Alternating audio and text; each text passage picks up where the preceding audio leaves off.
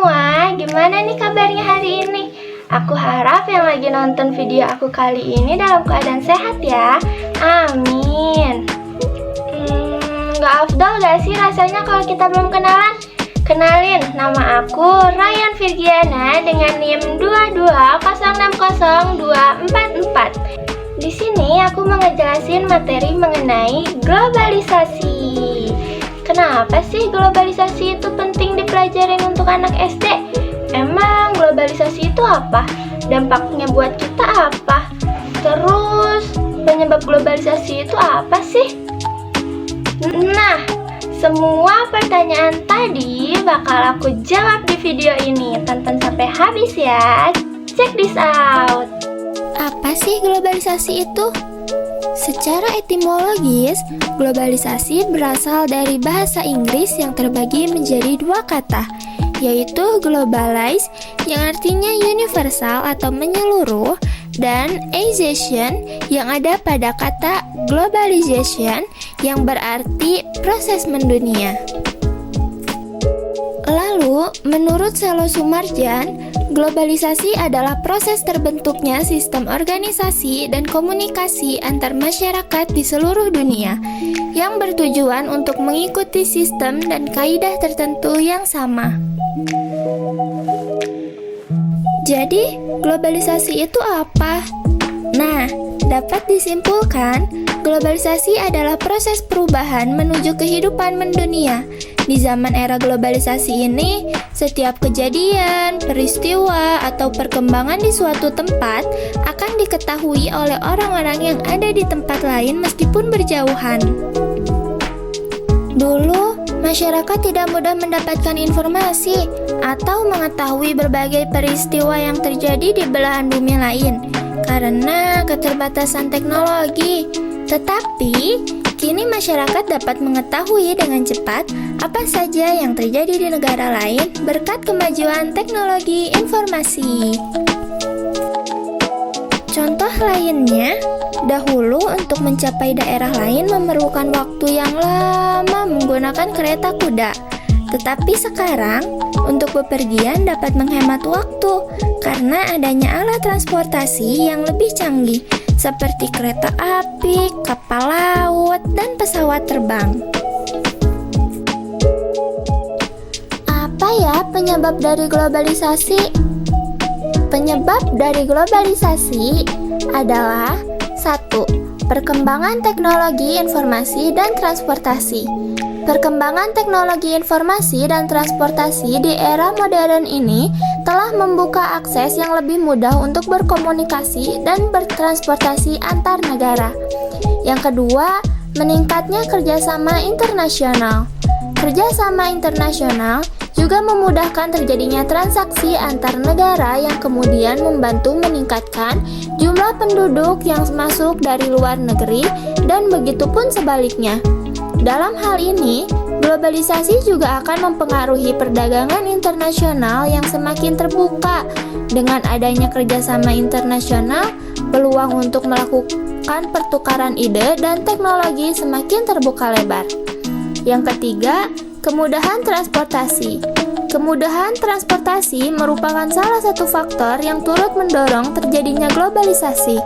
Dengan semakin mudahnya mengirim barang dan jasa antar negara, banyak produk asing yang masuk dan menjadi bagian dari kehidupan masyarakat. Tidak jarang, produk asing ini kemudian diadaptasi oleh masyarakat sehingga terjadinya penggabungan kebudayaan. Yang keempat, ekonomi terbuka. Perdagangan global terjadi karena negara-negara telah membuka diri untuk saling bertukar produk. Produk ini sendiri tidak dapat lepas dari elemen dan budaya negara asalnya, yang selanjutnya dapat mempengaruhi negara lain. Selanjutnya, apa aja sih dampak dari globalisasi? Nah, untuk dampak dari globalisasi ini terbagi menjadi dua. Yang pertama ada dampak positif. Dampak positifnya yaitu perubahan tata nilai dan sikap. Perubahan ini membantu dalam meningkatkan pembelajaran tentang nilai-nilai sosial budaya, cara hidup, pola pikir yang baik, ilmu pengetahuan, dan teknologi. Lalu, berkembangnya ilmu pengetahuan dan teknologi. Globalisasi membantu ilmu pengetahuan dan teknologi sehingga masyarakat lebih mudah dalam beraktivitas dan didorong untuk berpikir lebih maju. Tingkat kehidupan lebih baik.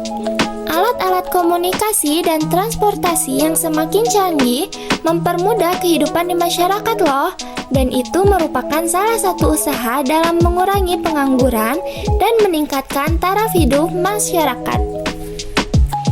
Yang terakhir, perluasan peluang pasar perdagangan luar negeri.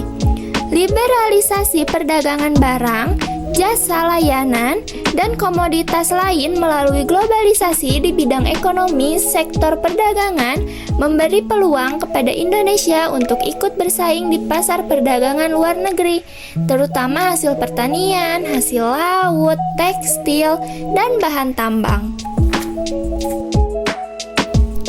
Yang kedua yaitu dampak negatif. Dampak negatif dari globalisasi adalah pola hidup konsumtif yang berlebihan. Pemenuhan kebutuhan yang seharusnya cukup menjadi berlebihan dan memicu adanya perilaku boros dan pemborosan. Lalu, individualisme yang berlebihan.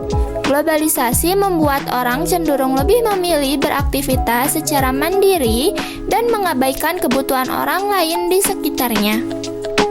Ancaman budaya. Budaya lokal mungkin terpinggirkan oleh pengaruh budaya luar yang masuk ke dalam masyarakat dan menjadi lebih dominan. Hal ini dapat mengurangi rasa kebanggaan dan identitas masyarakat terhadap budaya mereka sendiri.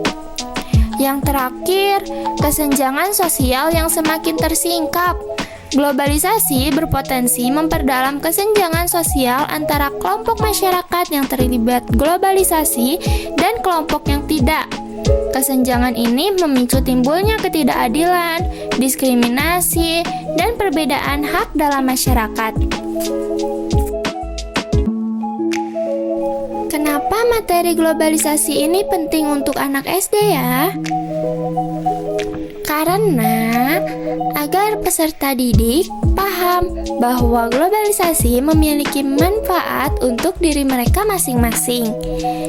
Selain karena agar siswa juga tidak tertinggal zaman, globalisasi juga penting loh untuk anak SD karena bisa mendapatkan pengetahuan dari berbagai media, bisa menguasai bahasa asing, menumbuhkan kreativitas, dan juga meningkatkan kemampuan belajar.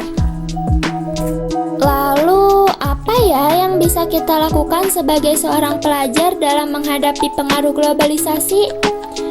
Untuk menghadapi pengaruh globalisasi, kita bisa melakukan yang pertama, mencintai produk dalam negeri.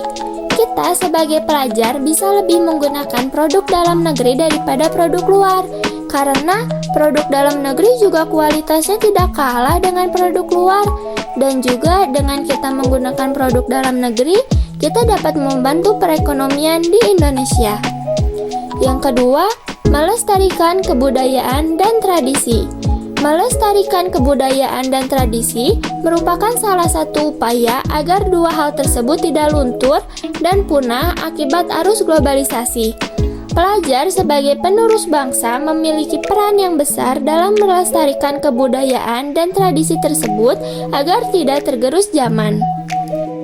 Yang ketiga, memahami dan mengamalkan nilai-nilai Pancasila.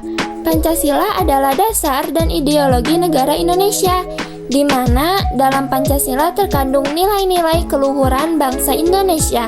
Supaya nilai-nilai Pancasila tidak luntur akibat globalisasi, kita sebagai pelajar harus memahami dan juga mengamalkan nilai-nilai yang terkandung dalam setiap sila-silanya. Yang keempat, menyaring informasi dan budaya yang masuk. Kita sebagai pelajar harus pintar menyaring informasi yang didapatkan, karena perlu diketahui tidak semua informasi di internet itu selalu benar. Ada banyak berita hoaks yang tersebar di sana. Internet bisa memberikan banyak dampak positif dan negatif, sehingga kita harus pintar memilih mana informasi yang benar atau tidak. Yang kelima, memupuk nilai nasionalisme dalam diri. Nilai nasionalisme bisa dipupuk dengan cara mencintai negara beserta kebudayaannya. Dengan kita menjunjung tinggi nilai nasionalisme, nilai tersebut akan menjadi pedoman dalam bersikap bijak dalam menghadapi era globalisasi ini. Nah, gimana nih teman-teman? Pertanyaan sebelumnya udah kejawab kan? Mungkin sampai sini aja ya pemaparan materi dari aku. Sampai bertemu di video selanjutnya. Itu pun kalau aku dikasih tugas video lagi. Terima kasih kepada teman-teman semua yang udah nonton video aku dari awal sampai akhir. Tetap semangat dan jaga kesehatan. See you next time. Bye-bye.